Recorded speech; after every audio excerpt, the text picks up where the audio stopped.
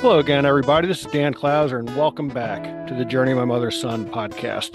Today I'm joined with co-founders of the Kyle Pease Foundation, Brent and Kyle Pease. Guys, thanks for joining me today. Thanks for having us. Thank you. Absolutely. Looking forward to this conversation. As I was preparing for the interview and doing some of my research, you guys are really doing some incredible things. But before we get started, just kind of in your own words, introduce yourselves to the audience. Who are Brent and Kyle Pease today? I'm Kyle Pease. I'm 41 years old. I have cerebral palsy.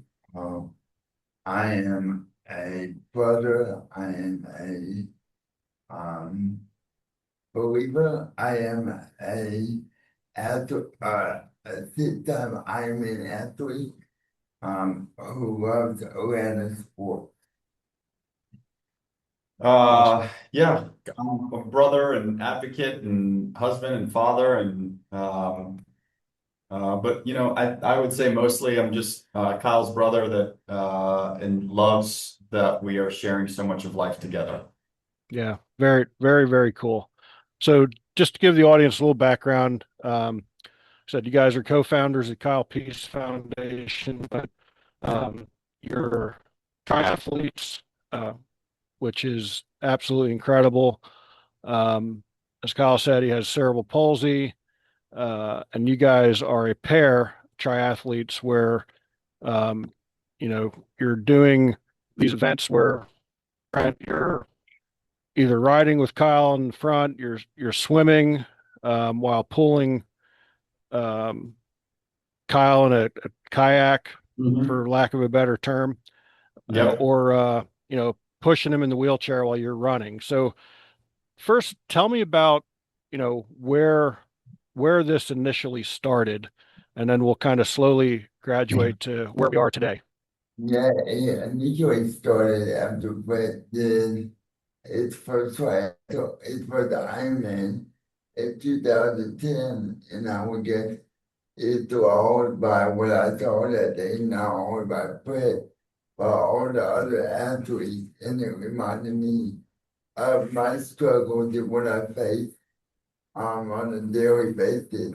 And the last question I asked Brett is really how did journey got started and get people a wheelchair to Ironman.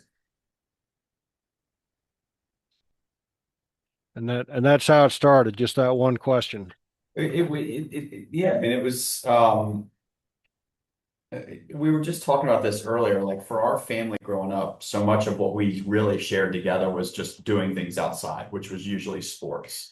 So we played sports with Kyle, like he was part of it. He was on the field with us. Like we figured out how to include him. And so in that moment of him asking a very simple question, the answer was yes, because we knew we could go back outside and play if I'm trying to keep it simple. But it was much more than that. It was just like, how are we going to include Kyle? Because we've all been in that place where we weren't included, where we felt excluded. And we didn't, and Kyle sees it way more than others. Living life in a wheelchair means sometimes, the curb is not designed for you, or the building isn't made for you, or you have to go through the side entrance. And we didn't want to do that. And endurance sports are really wonderful in how they normalize all of us and include so many of us. Yeah, and it really, this is something that you guys have been doing your entire lives, long before the triathlons. I mean, it was all about getting Kyle included. I think it originally started on a baseball field, did it not? That was one of the first places for sure. Yeah. Yeah. We, Yeah. our mom started a challenger baseball league, they called it back then. And, but it was about getting, kids and, young teenagers with disabilities the opportunity to come be part of, the sport of baseball. And Kyle was a lover of all things baseball. He's trying to pretend like he didn't keep the Braves game up on the background over here to see if they win this game against the Marlins today. We were watching next door in my office. But Kyle wants to be included, and he loves sports like so many of us did growing up. And baseball was an early conduit for that. Yeah, and I love that. I mean, before my wife and I started traveling in the RV full time, I'd coached baseball for 30 years and ran a sports complex, and we would do an event with a local school for disabled children, the John Paul II Center up in Pennsylvania, where we would have them come out and participate in a day of baseball and announce their names over the PA system and really made them feel like they were big leaguers for a day. And just seeing the faces of those kids while they were doing that, I mean, I fully get what you guys are talking about when you talk about inclusion because like I said, those guys were, you know, Chipper Jones and, you know, John Smoltz and all those guys for a day, so I fully understand that. So, you guys, graduated then to, the endurance athletes, and initially it was just about, the two of you participating. What was it then that made you want to start the foundation and really branch out, you know, possibly beyond where you ever thought it may end up at that time? Well, I mean, we like what we just talked about of including Kyle and Kyle wanting to be included for all of us to be included. He remembered what it was like, being a kid and being excluded from certain things or not being included as easily.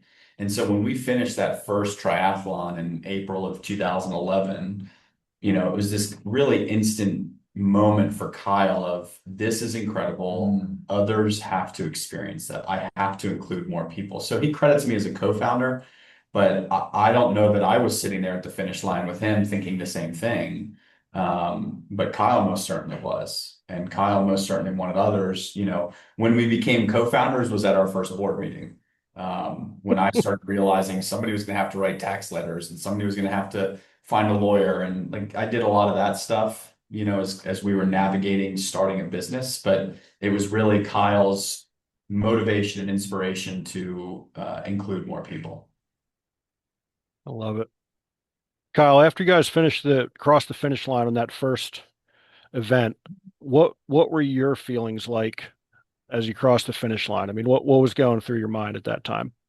Oh, it was amazing. I'll never forget it for the rest of my life. The feeling of crossing the finish line and hitting the carpet was truly one of the best days of my life. And I kind of had the aha moment where I was like, I want other people with similar conditions to experience what my family gave to me. So that's how we got started KTF, and it's truly amazing. I love it. And for Brent, what were your feelings like going through that first one? Because you did it solo before you ever did it as a team. So what was the difference between finishing one by yourself and finishing one with Kyle right there with you? Well, it's a great question. They were both similar in that they were life-changing experiences. For me, it just came at a perfect time in life of kind of figuring out, who I was as an adult, navigating, what it was like to work and be responsible and trying to take care of myself and struggling with that for, through multiple different paths and reasons. And so that first Ironman was like this eye-opening experience of, being fully present and doing what was true to me and what I wanted to be doing, instead of worrying about others or their expectations of me. And then in that first one with Kyle, the life-changing moment was this, that we were finally sharing something and the way we always had as kids, but without the same, changes. Like you didn't have to change the rules or the restrictions. And that opened up a new conversation that has really changed the trajectory of my life over the last 15 years. Somebody made the joke the other day that I've been riding Kyle's coattails for 15 years, and we both laughed at it because there's some truth in that. But what else is true is that he actually made sure the coattails were long enough so that I could ride them because he wanted me to come with him. So I needed to ride them, but Kyle wanted me to. And that's what was so special about the first one between us is that we realized there was something that we could do together and that we wanted to pursue together. Yeah, I love that. I love that. So 15 years have gone by. I don't know how many races you guys have competed in together, but how does that feeling of crossing the finish line change from race to race? Um, I mean, so to answer your first question, we have done over 150 races That's together. incredible. Thank you. And you know, Dave, it never gets old. Every finish line is different. Every finish line has their own magnitude of accomplishment. And the ones in Hawaii at the World Championship are ones that are very near and dear to us. But everyone we don't take for granted. We appreciate it and we love the opportunity. I love it. Absolutely love it. So, yeah, I mean, just what you guys have done is so incredible. Now, Kyle, you brought it up. I was going to get there, but let's go there right now. You talked about the World Championships in Hawaii, um, and again, just an incredible accomplishment to get there. But what, you know, when you did get there, I mean that like I can't even know how to phrase the question correctly, but what were the emotions then when you finally got to Kona? Well, can I jump in with a story before we get to Kona since you found Absolutely. them? Because Absolutely. I just realized as we were reading the bio yesterday, and then as you were giving us the background on the pod, we've got a great RV story from our racing days. Oh yeah, let's hear Okay. it. So and it leads into Kona. And so you know, Kona was the crown jewel for us. And anybody who's done triathlon is aware of Kona. It is this, you know, mystique of the island and this championship race that only a few thousand people a year can even participate in, let alone finish. And we couldn't get in because there wasn't a direct path for us to qualify. And so you know, we had to figure out what would it take to get in. And so we knew we had to race all the time. And, you know, we did races nearby. But we couldn't really fly places. And I came up with this bright idea in 2016 that we would RV across the country from Atlanta to Indiana, not all the way across, but because there was this classic race there. It was flat, it would be hot. We could experience Kona-like conditions with the heat. And so I went and found this RV company that was like rented other people's RVs. This is like kind of right on the cutting edge of Airbnb and VRBO and whoever, Verbo, whatever, whoever does that for RVs now. And so I got this great big RV. I had a 9-month-old baby. And I was like, this is perfect. My wife will help the baby nap in the back. We'll just drive across the country. Brought the dog. We had friends. We're going to stop at hotels so we could just have showers and not worry about the hookups. Like best laid plans, right? We have a trailer hooked up to this thing, okay? And the trailer's got all our equipment. We are not even outside the perimeter of Atlanta. And my dad and I are fighting. I'm screaming at him about the way he's driving. My wife is in the back with the baby who's crying, who won't fall asleep. She's looking up flights, figuring out she's going to get home from Indiana. And it seemed like imminent disaster. And then it all came together. Like we were with the whole family and the dog and our friends. And Kyle and I had this amazing race experience. And we're so tired driving home. And somehow, every time we pulled over for gas on the way there, I always pulled into a truck center without thinking of why you do that. And on the way home, I was so tired, I realized we needed gas, and I pulled into a regular old gas station. And as I was pulling out, I hear this loud crunching, and the RV won't go anywhere. I've stuck the RV in the middle of the road, and the trailer is back in the gas station. Yeah. You would think the story ended there. But when we were pulling into our warehouse, I knew there was this little dip, and I gunned it to try and jump the dip, like that would help. And I got stuck a second time. I sent my wife and the baby home. We got Kyle out, we sent him home, and my dad and I waited for the next repair guy to show up. And it was just, but like we loved that story because it was when this was still such a small thing. Like I think in 2016, the foundation raised probably would have been around 450,000, $500,000, which seemed like such a big amount of money for us at the time. And we had, you know, that year we had like 27 people do this one race, and we just couldn't understand people wouldn't let us into Kona. You know, why, what are we doing that doesn't put us on the map? Why do you not want to have that feeling again of not being included? And it was another 2 years before we finally got our call. And I'll let Kyle get into the World Championships. You might have to remind him the question since I commandeered an RV's worth of stories there. But I just, you made me think of it when you started telling your story as we were getting ready to start today. And like that RV trip was such a nightmare and such an amazing trip. Like I would do it again.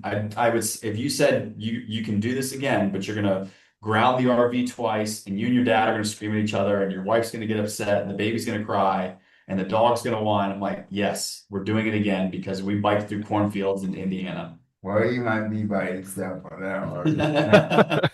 I'll tell you Uh, what, before we get back to the original question, I'll tell you what, just driving an RV through Atlanta, I've done that and it is no fun. So the fact that you started in an RV in Atlanta, like Yeah. that's, kudos to you. I mean, that is trial by fire without a doubt. I mean, driving a car through Atlanta can be nerve-wracking at times, as I'm sure you guys know because you're doing it every day. But That's yeah, right. doing the RV through Atlanta is no small task. It was an experience.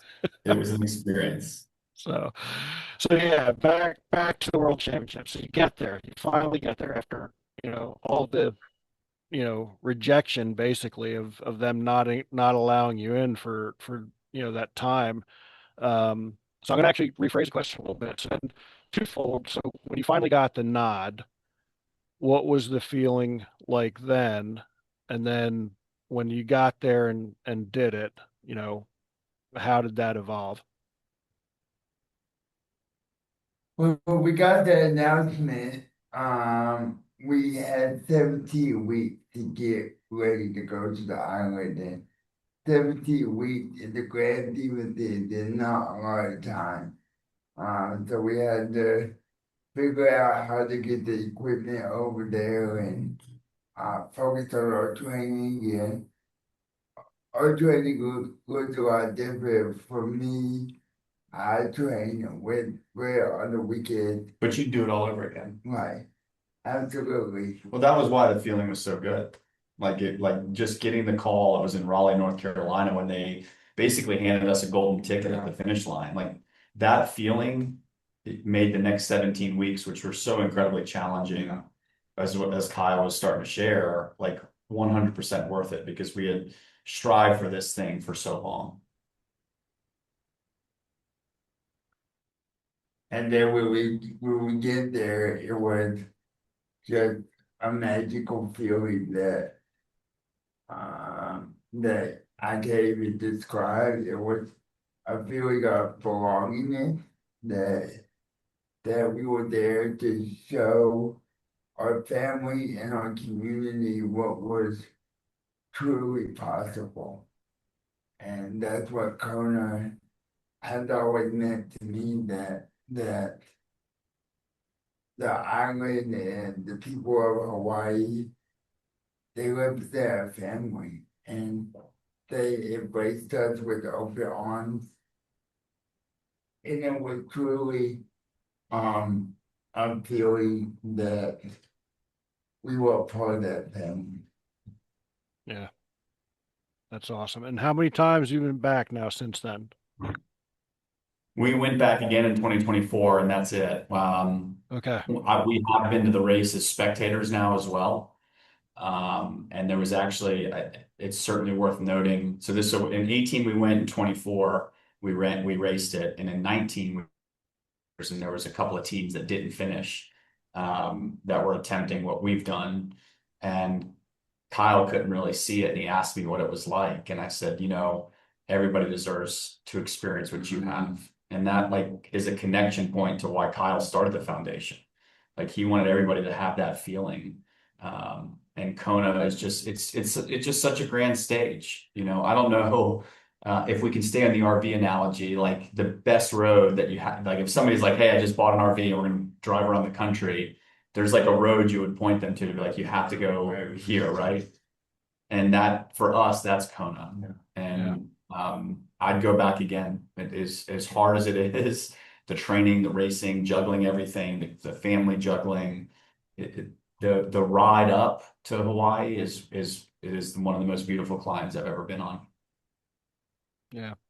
Well, I think that's one of the things that, a lot of people may forget, a spectator to a race. I mean, you're there, you're watching it, you're thinking it's incredible while it's going on. But I think a lot of times what you forget as a spectator is, you guys talked about 17 weeks to train for Kona that first time, which somebody just, you know, unknowingly may think, wow, that's a long time.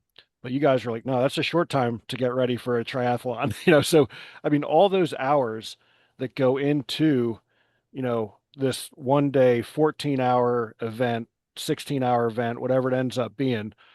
I mean, there's hundreds, if not thousands of hours that go into prepping for that. So is there ever time for either of you during that prep time where like you don't want to get up at 4 or 5 o'clock in the morning, go train that day? And when you do face that, what is it that still makes your feet hit the ground that morning and go out and get on the bike and get in the lake and, you know, run down the road?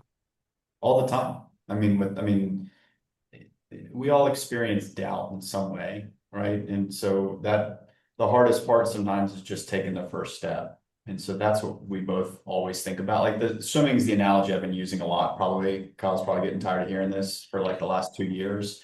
But swimming's such a perfect one because we've all been there where like you stick your toe in to see if it's cold and then you stare at some more and you know you want to get in the pool, but you're staring, staring, staring, and staring. And like, what are you doing? You're trying to convince yourself that you don't have to swim. But once you jump in, like the water feels great. You start moving and you feel great with movement. And that's what Kyle and I try to remember, And for Kyle, like the just sheer coordination. Like there's this road that we train on that's just it's safe and easy and it's Kyle can get there on his own if he needs to. It's 2.5 miles out, it's 2.5 miles back. It's a 5 mile loop. And I think we did 80 miles on it one day.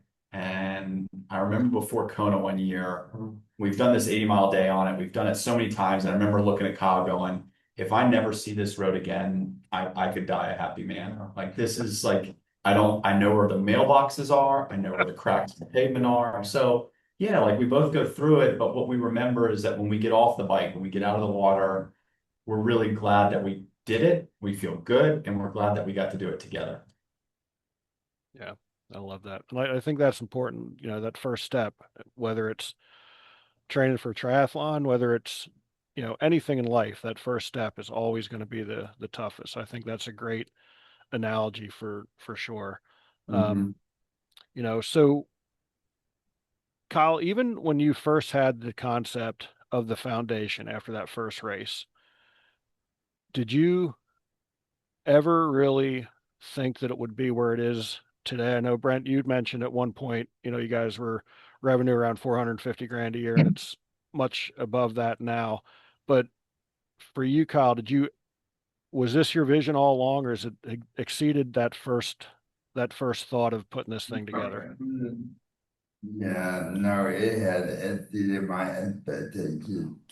Um, um, I said a couple minutes ago about the family. I had no idea. I knew that we were good at racing, and that's what we wanted to share with our athletes and their family.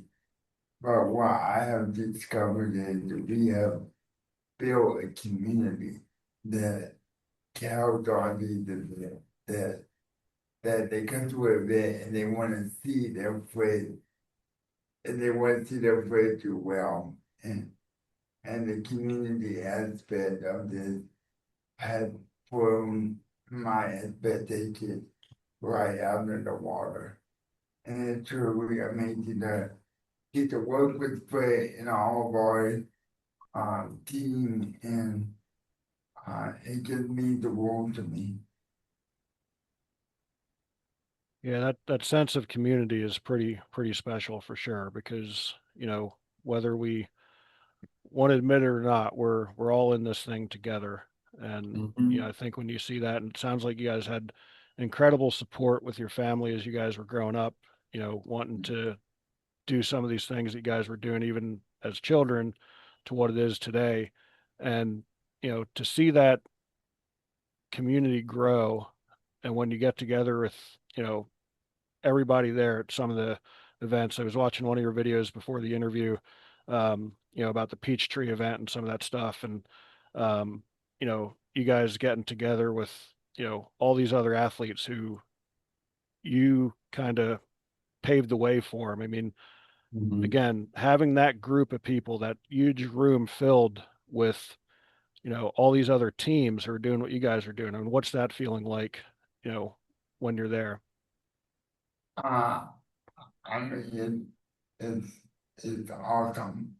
It's truly special what we have built, and more people come behind us, and we can help them get a little bit. Then we made the world a better place, and that's something I think that Ray and I have a lot of pride in.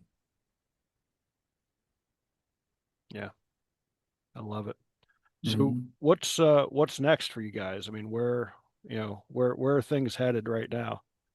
It's always such a good question because I think everybody's doing that without sometimes pausing to just enjoy the moment you're in. Hmm. And, I think for us, the what's next question for such a long time was Kona.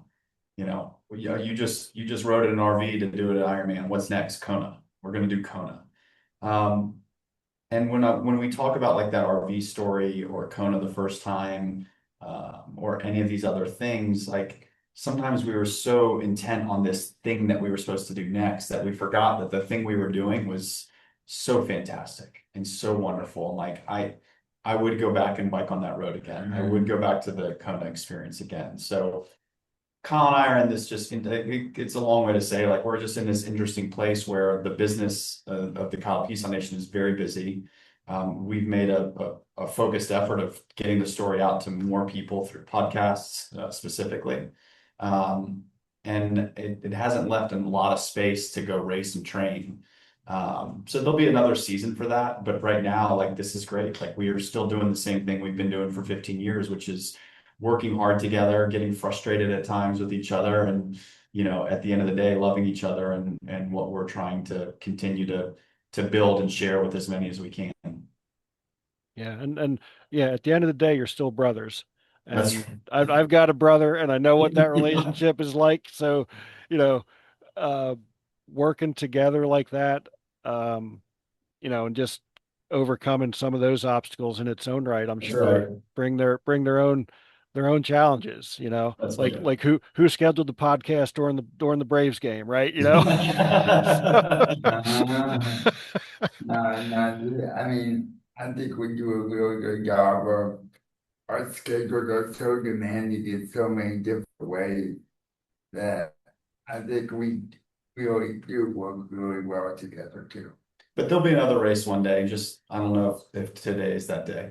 yeah, yeah, I love it.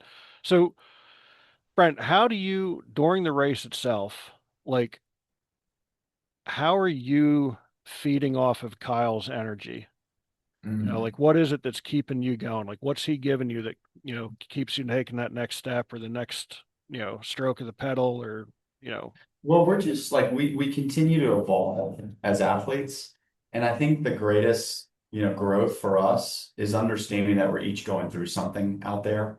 It's really easy for Kyle to get frustrated with me to think, gosh, if only I could push the pedals like you could, we would be so much stronger. And for me to think, then sure, then you do that. But at the same time, like, what's Kyle's experience like of not being able to push the pedals, of trying to just be the most positive force in the world? And like, it's the coattail joke. Like, we actually are both riding each other's coattails. Like, Kyle's going to utilize my physical tools, and I'm going to use the just the power of Kyle's positive mindset. Like, it's really remarkable. And so I'm leaning really hard into that during a race. But I hope Kyle's leaning into what I'm giving him because it allows him to be present with his own suffering and for us to be able to do, like, we're both going through it. And everybody else is too, by the way. right. It's not like everybody goes out and goes, "Oh, the Ironman was so easy today." Like, they fought too. But because we can connect with what each other's going through, that's where we've become such great athletes. Yeah, I love it. Kyle, your brother just mentioned about your positive attitude. I mean, there's a lot of people who could be in your situation who would take on an attitude of why me? You know, why can't I be Brent and being able to get out of this chair? I mean, what keeps you positive? I think it what we do. I really it's a joy to get to go to the starting line and get to show what we can do. You know, I've always heard that sometimes in life you have to make your message, and I really hope that people see the example in my message through my mess, because some days are harder than others, right? You can see my physical challenges, but we all go through, you know, hard times. You know what? I might find easy, then you might find hard, and vice versa. So, we're all going through something in life. I love that. And that's great perspective because we are, you know, like I said, Mhm. people can look at you and understand your physical challenges, but you know, there's challenges that I'm going through today. There's challenges that Brent's going through today. There's Right. challenges that all of our listeners, when they listen to this podcast, are going to be going through today as well that we can't necessarily see. So that is a great perspective, Kyle. I really appreciate you bringing that up, and um, I think it's something we all need to remember as we're, you know, interacting with everybody we talk to on a daily basis. We're all going through Mhm. something. So. So, is there anything else that you think we missed that you'd like to bring up to the listeners before we start to wrap things up? I mean, I'm sure Well, there's we a got the ton, RV but store working there, so Um, I would just tell you listeners, you know, if they want to get involved with the foundation, they can do that by going to our website, kylepeasefoundation.org, and that way you can connect with us through the social channel, through volunteering, or to make a donation if they would like. And you don't have to be a runner to be a volunteer. absolutely. Yeah, and there is a wealth of information on the website. I spent a lot of time on it prepping for the show, so there's uh, there's a lot of stuff you can find on the website. So yeah, anybody out there that's looking to find out more information or get involved, if you're not in the Atlanta area, are there opportunities for people to get involved with the foundation, or is it all yeah, pretty we much did. right in Orlando? No, we did 14 states last year. A few years ago, we did some stuff in California. So there's always different opportunities. We'll be in New York, Florida, Utah, South Carolina, Alabama. We got Florida, I think I said twice now.